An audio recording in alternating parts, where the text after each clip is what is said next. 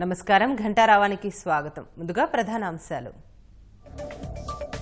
పెనమలూరులో ఆలస్యంగా ఈవీఎంల అప్పగింతపై స్పందన, బాధ్యులపై చర్యలు తీసుకుంటామన్న అధికారులు.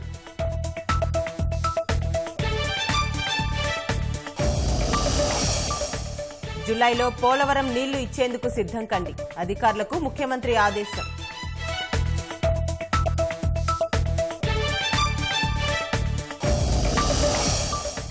విశాఖ జిల్లా పెందుర్తిలో గర్భిణిపై భర్త అత్త దాడి, 25 లక్షల కట్నం కోసం ఘాతుకం.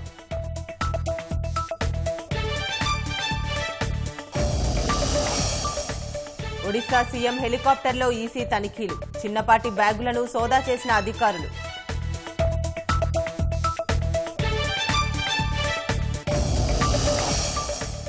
గుజరాత్ వర్ష మృతులకు ప్రధాని సంతాపంపై విమర్శలు, మిగిలిన రాష్ట్రాలను మోదీ మరిచారన్న కాంగ్రెస్.